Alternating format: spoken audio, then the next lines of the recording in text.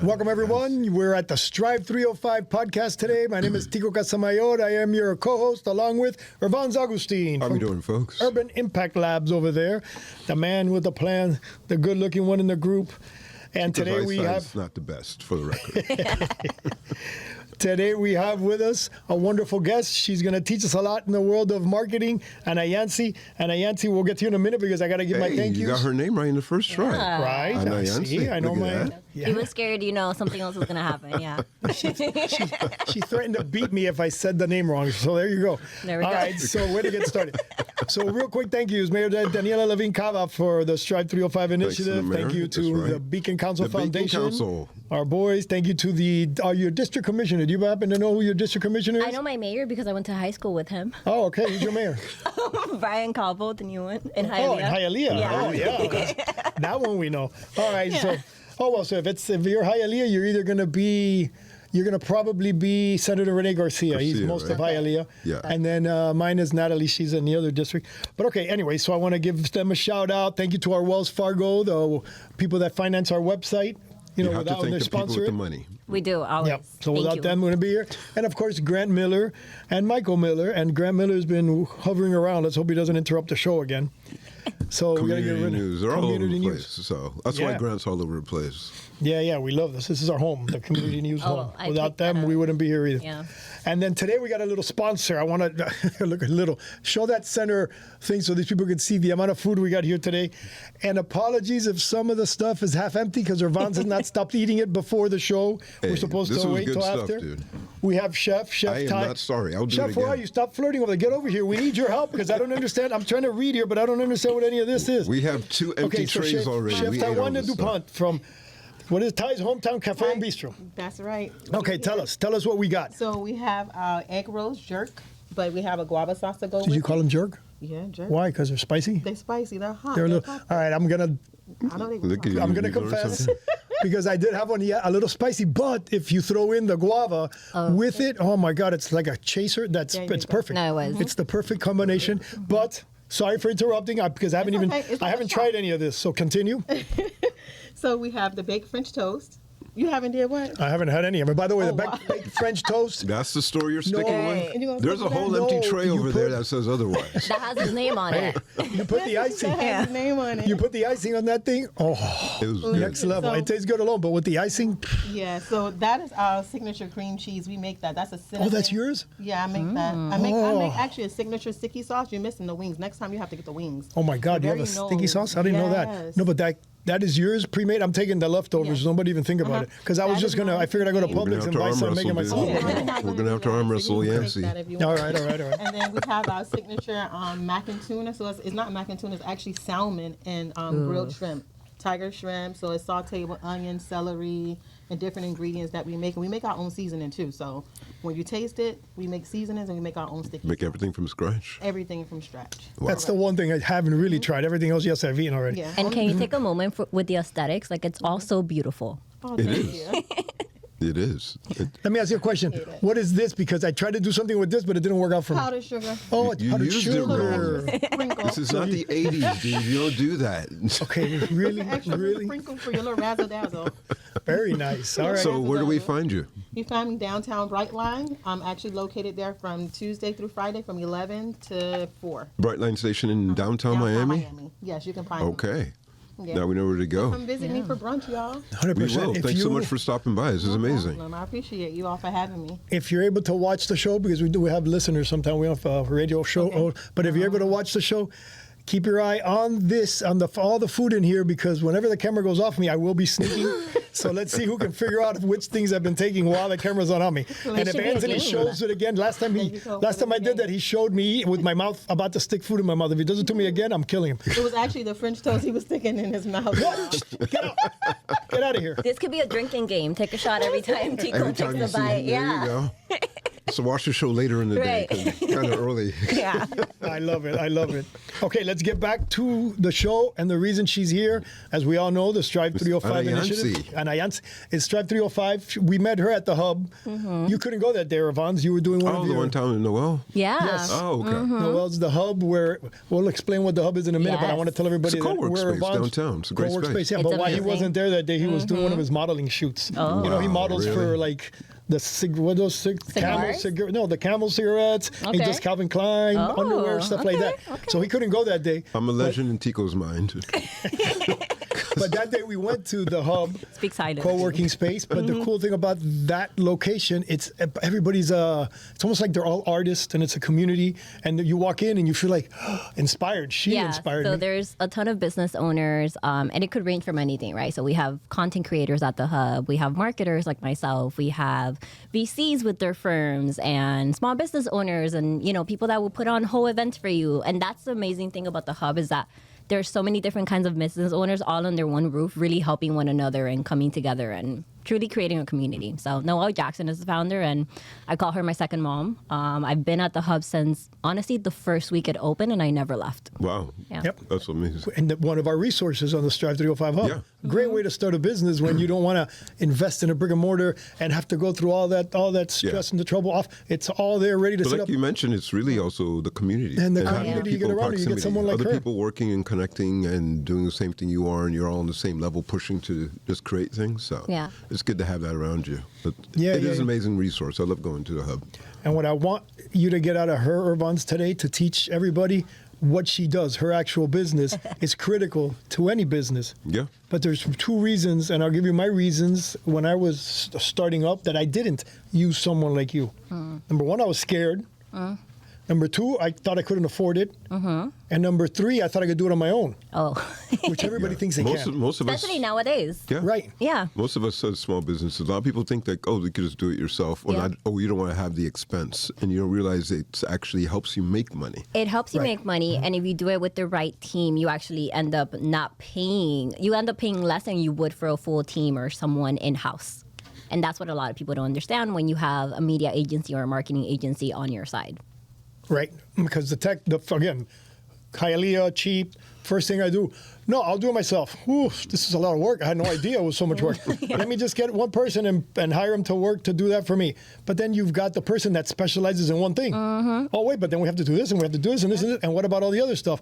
Oh, so then you're like, okay, wait, let me not do that. Let me bring in somebody from outside that's a one-man team that'll do my social media management. And poof, you give them that. And the same thing. They're just specialized in one thing. One thing, yep. Yeah. And it helps to some degree, but you're building, and then it's almost like you're building. Imagine going to the gym and working out, and you're only working out one arm. Yeah. Right. Everything else is like, oh, and I got a giant bite and this size. Oh, I realized that after trying all that, that's what happens. Do it the hard way. That's honestly why Yancy Media started. So I don't think of communication as just separate silos. I think of it as a full continuum. My background is in public relations and journalism, so I come from the storytelling background. And throughout time, honestly, in marketing, I started to realize that just one spectrum of it didn't do the job for you in order to market you or a person or a company. And I really started to think about what are all these different segments or ways that you need to market a company. And reality is nowadays you need content creation. Nowadays you need email marketing for different touch points. You need PR, and you need a great story. And what ends up happening is, as a company, like you mentioned, you go find one person that does email marketing. Maybe that's it. But then you don't have anything on your content side or on your social media. So you go find somebody else that does that. And then you need a third person for PR. And all these people, a lot of the times, either have their own agencies, they don't communicate with one another. And then your message just gets diluted or it gets confusing. And I definitely, because I worked on so many different areas and industries in marketing, I was constantly having to talk to these people back and forth and trying to fix all these messages. Until it took me a while, or it took me a minute, and I said, why don't we just do this all in-house? Why don't we have one agency that actually starts with your correct story from the beginning, that then creates your branding, creates the visible side of it, that then that same story drives the content that you create for that company. And then eventually you also know who are the media outlets and the PR people and the podcasts that they need to go on, because it all goes in hand with your brand. Question for you. Well, you used the word story several times, and what is it that you think that businesses of many other types forget about why the story is important. Because many people focus on a product and like, I'm selling Right. this one thing, Oh but my what God, is it about the story that they don't realize is important? So there's I don't know if you're familiar with Simon Sinek. He is marketing extraordinaire, and he always says start with your why. Because like you mentioned, businesses normally go and say what they do. Reality is no one truly is sold on about what you have. It's about why should I care to have it, or why did you even start it in the first place? So when you truly dive in on the why I started my company, or why this product is the best product that you're ever gonna have, that is what sells people. That is what motivates people. That is what makes them feel either loved, either happy, either scared. And that's why for me, stories are so important, because whenever I think of a company or a brand, I start with, why are you even here in the first place? Yeah. Why did you start this? You know, normally my communications blueprint is like a 90-minute consultation with any client. And I truly, now it looks a little bit different, but before I used to take them to a 15, 20-year timeline of where are you right now? Where do you want to be 5 years, 10 years, 20 years down the line? And why did you start this? And the why, your personal why versus a company why could be different, but at some point it always intersects. And that is the story that you want to tell people. That's truly what sells them. It's not about my product, my iPhone, right? My iPhone, it can call people, it can send text messages, but why do you truly have an iPhone? You're asking the question. Yeah. Why do you truly have an Oh, I iPhone? can't answer that question. No? No, it's inappropriate. Can you answer the question? Why? Why? I don't have an iPhone. What do you have? I have a Samsung. Okay, why? Why? Because then my kids can't track me. They track my wife everywhere, and they bother. I love your Okay, so response. privacy. That is unbelievably honest, and As I love soon it. as they find my, as Spectacular. soon as they I have a like great track friend that does the same I thing. know, Mom. I see you over there by Wendy's. Can you stop by? And like, they can't do that with me. So you have it for privacy. I have it. Yeah, but I'm also comfortable with it. I've had Okay. it for a while. Yeah, it's hilarious. And yeah.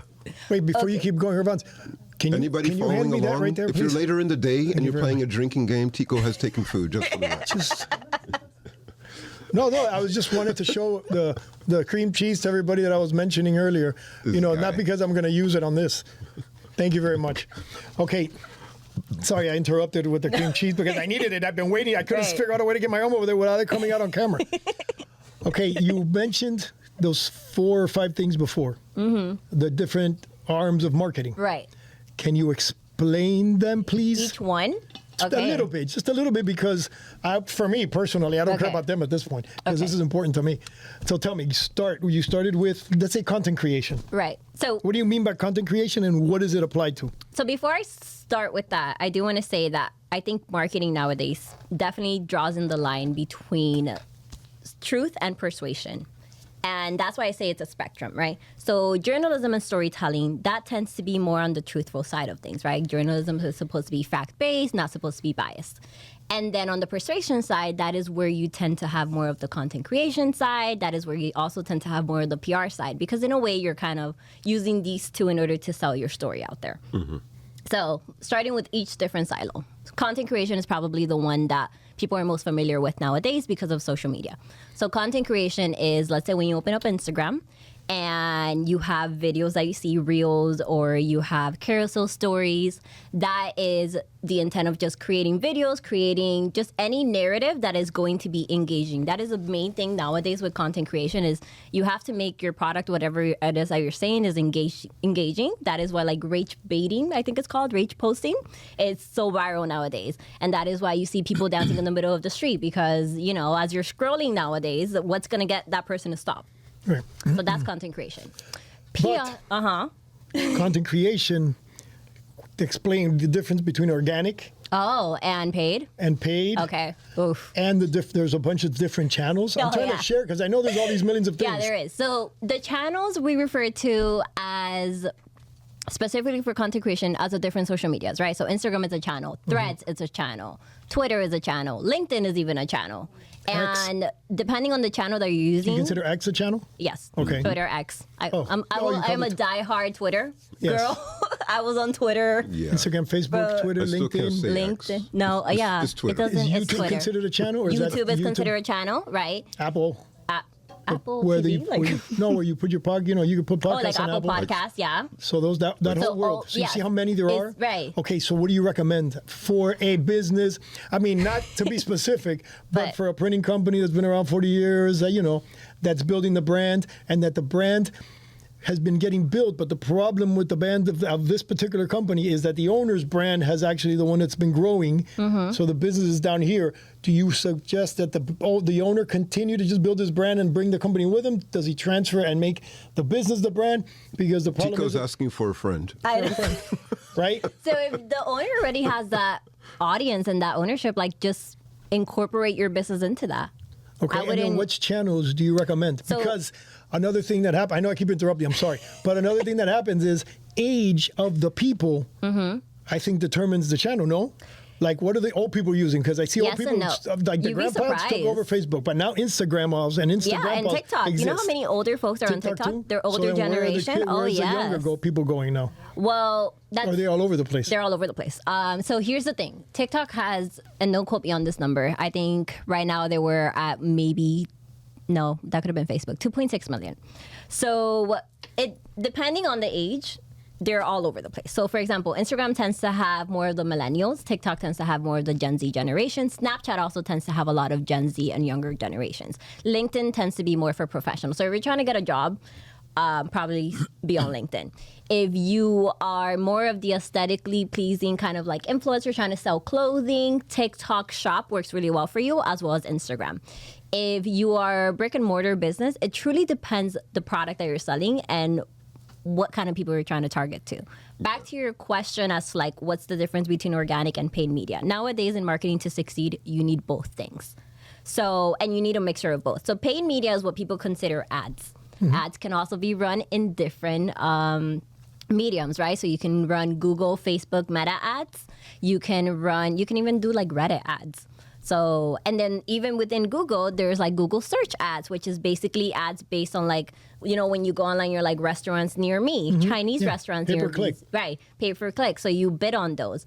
On the Meta side, basically you create a video or something and you say, show this video to people, let's say, for example, people that are interested in brunch, looking near downtown, are probably interested in food blogs or food accounts, might be looking more for Caribbean food, let's say. And those are the kind of interests that you put in your ads. And then it will show them to those people. It doesn't guarantee that they're going to click on it or land on your page or that they're going to buy your product, but it gets you a little bit closer to that. I would add to that also, though, who's going to actually pay for the thing? So if we go with your example, for your friend, if he happens to have a printing company, if you happen to, my kids aren't going to be the ones paying for ads or buying, so I wouldn't target them. I'd probably target other folks who have businesses in place and other things are going to be, so that might also help identify what channel you're trying to select. Because there's literally a channel for anything, everything. I even saw a channel on Reddit for just AI bots. Oh, yeah. AI bots have their own... Multbook. Which is kind of scary if you look at it. It's a whole separate conversation. But there's a channel for literally everything. And then so it's really just more where's the audience you're trying to find? And then focus on that channel. That's it. Yeah. I know there's a ton, and then there's ways of doing organic combined podcasts with an organic marketing, Chef time. Wow, that's delicious. Get it? Organic. There's and I needed an excuse to put it in my mouth because I've been dying to eat it.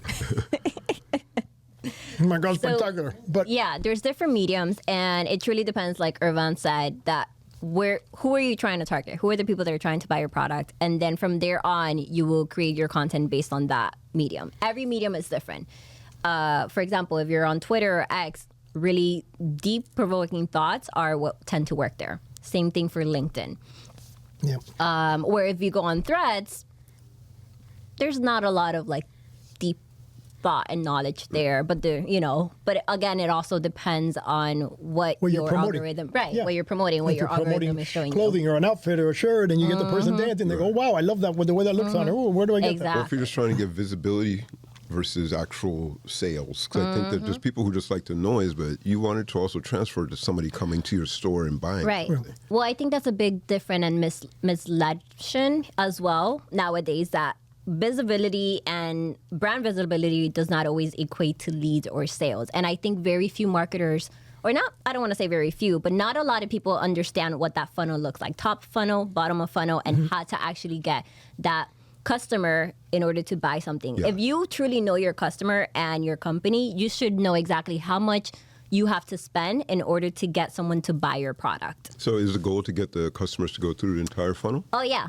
Yeah, so top of funnel, so it's like this whole thing. But basically, top of funnel is like your brand awareness, right? And it's probably going to take a couple of touch points before somebody makes it to the next part, which is consider action or desire. So you can start with brand awareness, right? Like, I see your video. Okay, cool. I like the food looks really good. But then I kind of like forget about it. I might follow the page. That's it.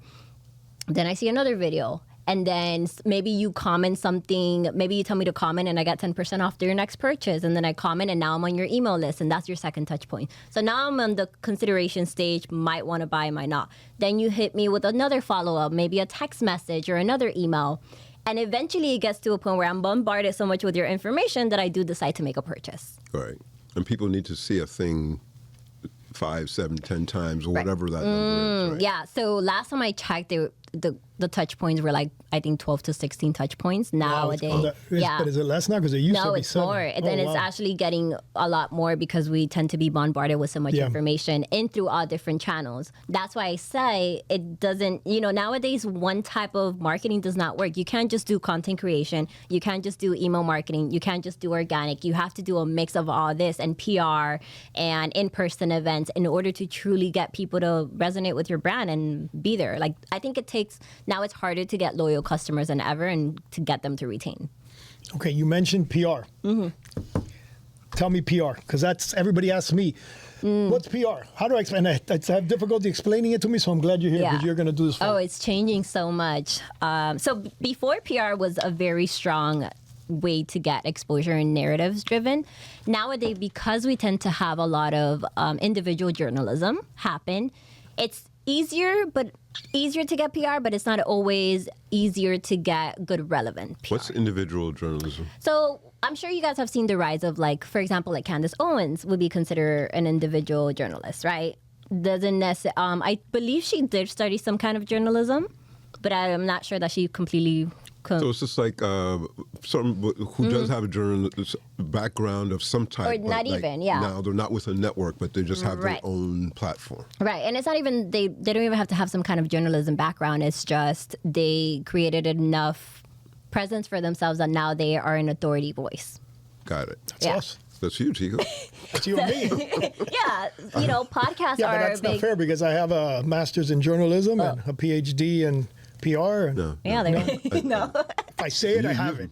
Right, that's how it works That's how it nowadays. works, exactly. Yeah, No, that's 100%. honestly how it works. So everybody's a reporter, everybody's a PR guy. Exactly. So Right. how do you leverage that into, and how do you make a decision on what to do? So it really comes down to understanding what that company or brand is, what their message is, and what is the best podcast or the best news outlet that can represent them better. For the demographic. So, right, for their demographic. That's why, for some people, maybe being on the Miami Herald makes total sense, and that is a form of PR. So normally, traditional PR, you would meet with your client, hear what they have to say, why their story is important, and then you will pitch that story to said outlets. You would pitch it to a reporter in the Miami Herald. You would pitch them on CNN. They would do a talk show, Good Morning America, whatever. That's normally, and that still works. Right, that's your That's what I traditional wanted PR. you to explain. That's traditional basic That is, PR. right, traditional Which basic is PR. Actually simple compared to nowadays. Right, Yeah, and that's right. also considered earned media, by the way. Right. So that was the name. So nowadays, it still works to that extent, but there's also paid media, which you don't know is paid media. So paid media is like, I'm paying to be part of a podcast.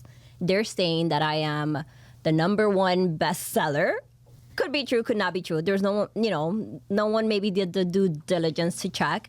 And now I am on this podcast with tons of millions of viewers saying that I am said person.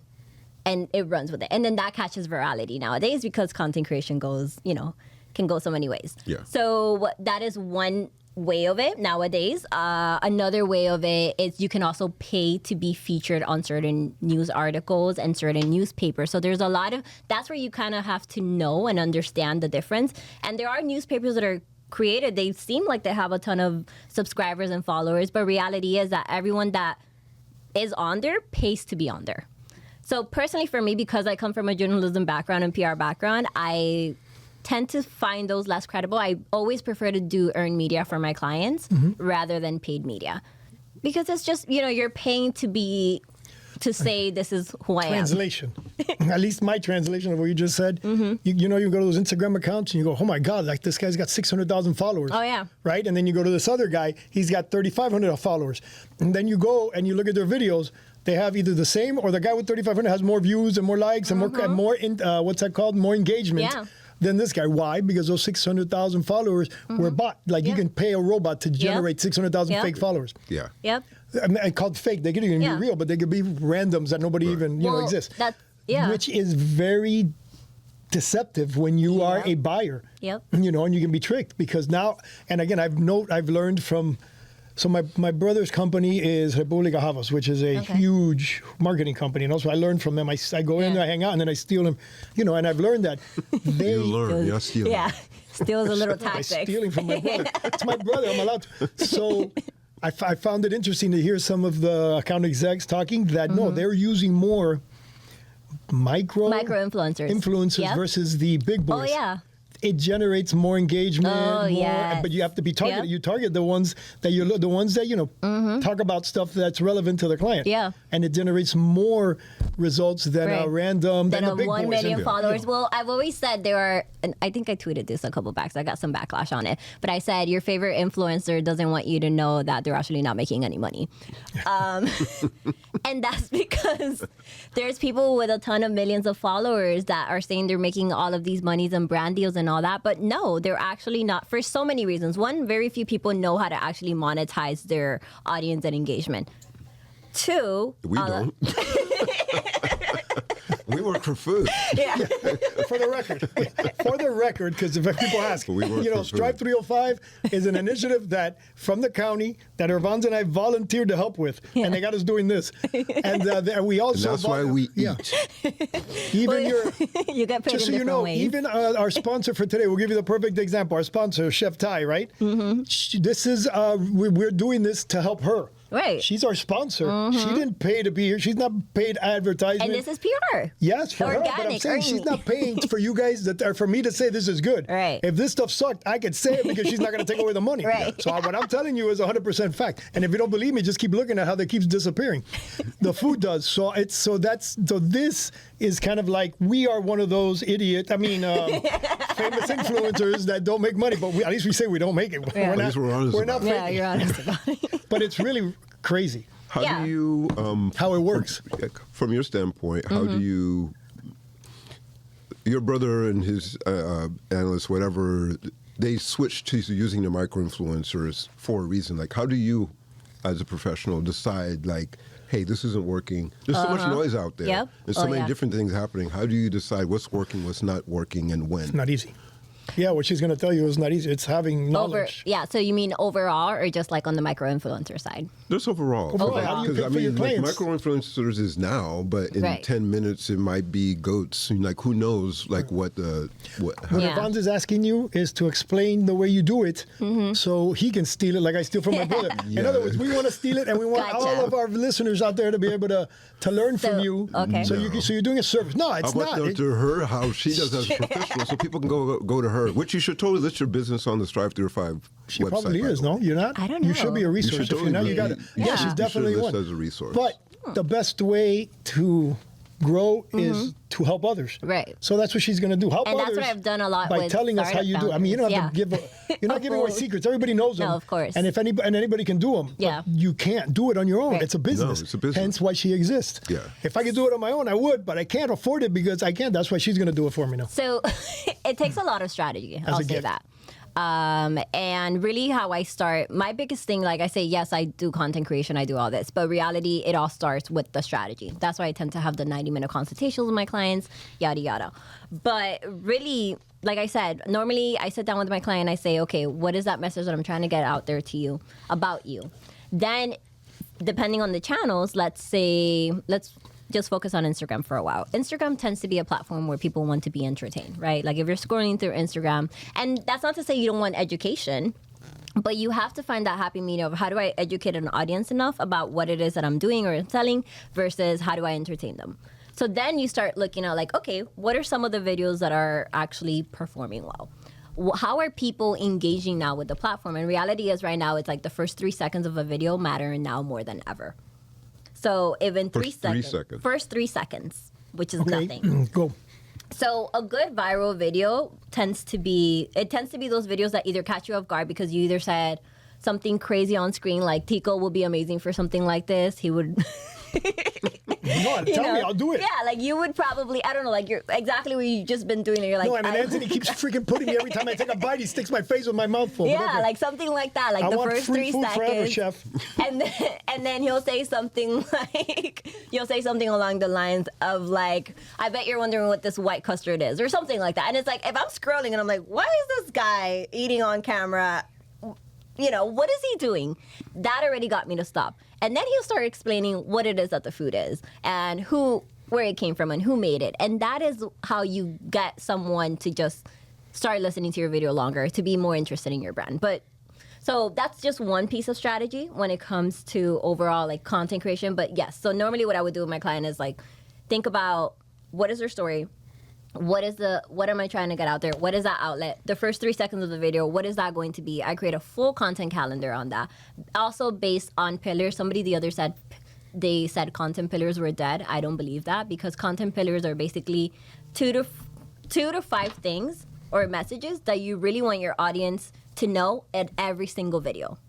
So for example, if I have a brand that is mostly, I'll use one of my previous clients. So I had a brand that they were basically the competitors, let's say, to like TaskRabbit, which is where you know, if I need someone to put a light bulb in my apartment, I use it and they come.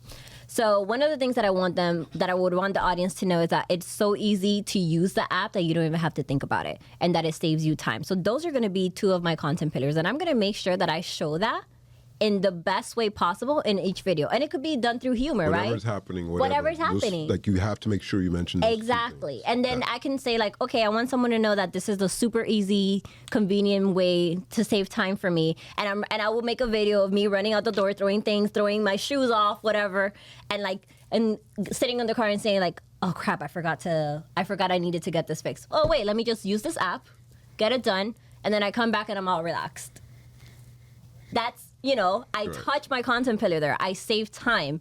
Did I have to stand in front of you and say, oh, I did this, I saved time by doing this? No, I showed you how I did that. And that is where that storytelling comes from. And that is where that entertainment piece comes from it too. So to answer your question, I can't really, there's not one specific formula.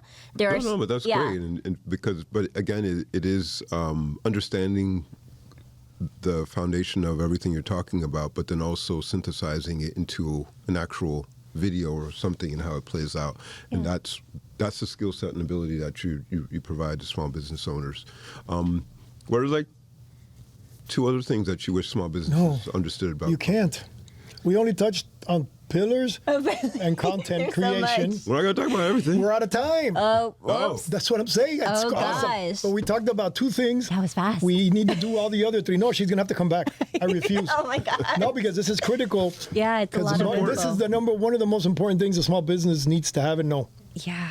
So, summary, you're not going to be able to do it on your own no matter how much you try. You can try and try, but you're not going to get it done right on your own. You've got to get somebody that knows. If you think you can't afford it, talk to her, make sure she works around, she helps the different people. Yeah. And there's different ways of paying for this world. I didn't even ask her this, but I know there's different ways of paying because I've been approached before where people tell me, Tico, we want you to promote our product and we'll pay you with some of the earnings that we make on what you do in sales. So that's another tricky way to do it. Yeah. I've never done it because I'm embarrassed. What you're going to teach me is how to turn that into money. I'm embarrassed to ask for money. I don't know what it is. I always say, no, I can't do it. Yeah, which is my weakness. But it's hilarious. And I did something stupid funny for a friend of mine. I took on my van because I needed it to get repainted and fixed. He's a body shop. Yeah.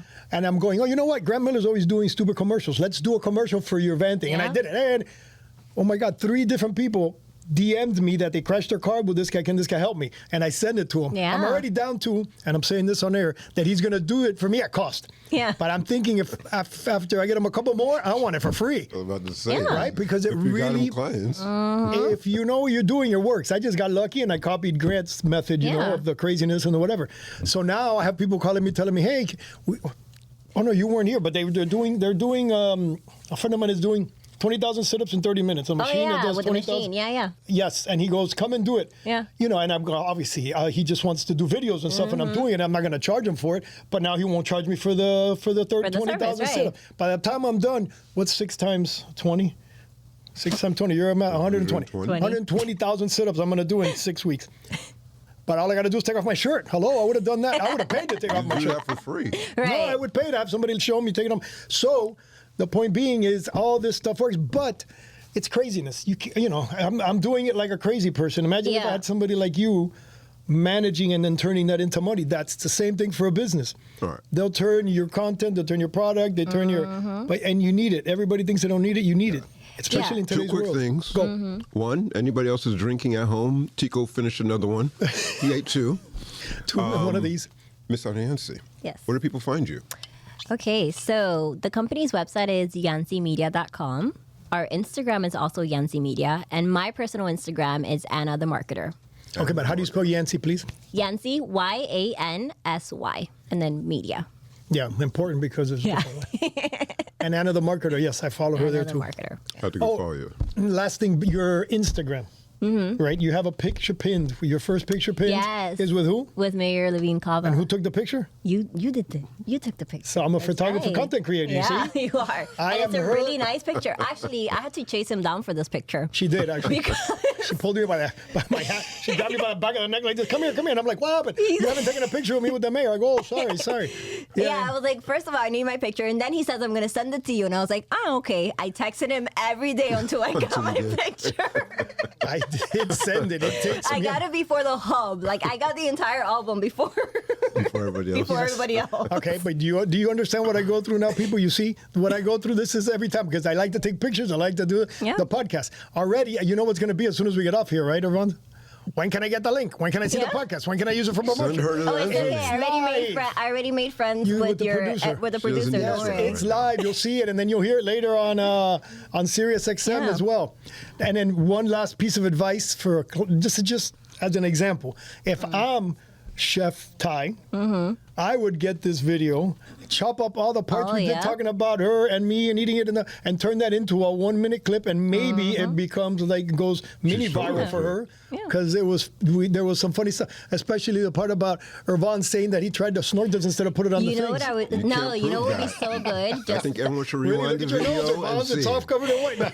every single That's clip where gray he's hair, dude. eating. Oh, is that what I'm that an is? old man. Like craft those and be like, how good is our food? Just ask him. Dun. Like, It was in his mouth. Every time Yeah. he was holding it. Every yeah. I was getting caught all the time. That's a Chef Ty over That's- there babbling. If you want to hear, there you are. She's coming out on the camera right now. That's right. We got the. Wave up. It's our blimp. We have a blimp. That's the blimp cam. We got mini blimp in the Oh my studio. God. See, we're having too much fun, Andy. We're never gonna leave. So yeah, and another thing you can do, which oh my God, you see, we keep asking, is doing collaborations with other people Yes. when you put a post. There's so much. Honestly, there's so much in marketing, and I will say this. There are a lot of different areas of marketing. The best thing you can do is either find a marketer that has touched all these different areas, like myself, and it took me about 8 years to touch them all, and have them help you with your marketing, or to truly hire a media agency that covers all these areas, which is what I did. So it's not myself, just I have a team of 5, and I have videographers, I have editors, I have strategists, PR people. And honestly, for that same price, like it would cost you more to either do it yourself because it's going to cost you your time, your effort. And as a business owner, you have a lot of other things to worry about. So might as well handle the marketing and leave it to somebody that knows what they're doing. And 2, it's really going to also cost you to have an in-house team on your own, not to mention you have to train them. Yeah. She I know forgot that. another part, but when it comes to cost, and when you're doing all these platforms, they each have a separate cost. You don't know which one to get. You don't know which one to do. You might get them all, and then when you're using an agency, they already have them. So you're sharing the expense with them on that platform that they're you. So it's again, it's a no-brainer. You got to do it. And it's not just paying this person's salary. Yeah, we got to get out. Yeah. We got to stop. We're going to get in trouble because these people get mad. The last thing I'm going to say before you clap us out, as she mentioned, she touches her client. She's never touched me. None of her people have ever touched me. I want to put that out there. You're not her client yet. I know, but just in case. We've not touched each other. I'm only taking a picture of her with the mayor. Oh my God.